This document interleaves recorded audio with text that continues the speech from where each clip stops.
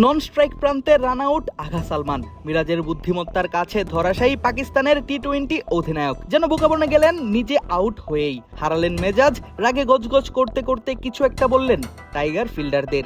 ছেড়ে কথা বলেননি লিটন রাও। আর সালমান আলী আঘার এমন আউটেই দর্শকরা ভাগ হলেন দুই ভাগে ভাগ হলেন কমেন্ট্রি বক্সে থাকা ধারাভাষ্যকাররাও। কেউ বলছেন এই আউট স্পোর্টসম্যানশিপের উপর চরম আঘাত, কারো মনে আবার আগা সালমানই দেখাননি স্পোর্টসম্যানশিপ। ঘটনাটা পাকিস্তানের বিপক্ষে বাংলাদেশের দ্বিতীয় ওয়ানডে ম্যাচের প্রথম ইনিংসে। 109 রানের জুটিতে তখন ব্যাট করছেন মোহাম্মদ রিজওয়ান এবং আগা সালমান। ইনিংসের 39তম ওভারে মোহাম্মদ রিজওয়ানকে বল করেন টাইগার অধিনায়ক মেহেদী হাসান মিরাজ। বল করার সঙ্গে সঙ্গেই সিঙ্গেল নিতে এগিয়ে যান নন স্ট্রাইক প্রান্তে থাকা সালমান আলী আঘা। তখন বল এসে বাধাপ্রাপ্ত হয় তার পায়ে। দাগের বাইরে থাকা আঘা বল তুলে দিতে চান মিরাজের হাতে, তবে প্রত্যুৎপন্নমতি মিরাজ সালমান আলী আঘার আগেই বল তুলে নেন হাতে, থ্রো করেন স্টাম্পে। চিজি আইসক্রিমের সাথে ভেলভেটি কেকের মিশ্রণে পোলার রেড ভেলভেট আইসক্রিম, মন ভালো থাক।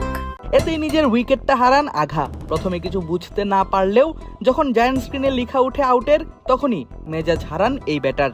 রাগে ক্ষোভে চিৎকার করতে থাকেন টাইগার ফিল্ডারদের উপর। শুনে মেজাজ হারান লিটন কুমার দাসও, তবে তাকে শান্ত করেন আরেক batter Mohammad Rizwan. Helmet gloves ছুটতে ছুটতে বের হয়ে যান আঘা। আর তখনই কমেন্ট্রি বক্স থেকে ভেসে আসে রমিজ রাজার আওয়াজ। পাকিস্তানের এই ক্রিকেট বিশ্লেষকের মতে মিরাজের করা এমন আউট স্পোর্টসম্যানশিপের উপর চরম আঘাত, কেননা আগা সালমান মূলত করতে গিয়েছিলেন তাকে সাহায্যই। ম্যাচের পর আলোচনায় রমিজ বলেন বাংলাদেশকে 100-তে 10 দিতে চান তিনি এমন আচরণের জন্য। আমার চিন্তার জায়গাটা অন্যরকম। এখনকার দিনে ক্রিকেটটা ভিন্নভাবে খেলা হয়। সুযোগ পেলেই দলগুলো প্রতিপক্ষকে চাপে ফেলে দিতে চায়। ওই রান আউটটি হয়তো প্রচলিত স্পোর্টসম্যানশিপ বা ক্রিকেটের চেতনার সঙ্গে পুরোপুরি যায় না, কিন্তু ফিল্ডিং করা দল নিয়মের মধ্যেই ছিল। দুই পক্ষের উদ্দেশ্য ছিল একেবারেই আলাদা। একজন রান আউটের সুযোগ খুঁজছিল আর অন্যজন বন্ধুত্বপূর্ণ আচরণ করতে চাইছিল। এই কারণেই আমি বাংলাদেশকে 100-র মধ্যে 10 দেব। তারা বিষয়টি আরো ভালোভাবে সামলাতে পারত।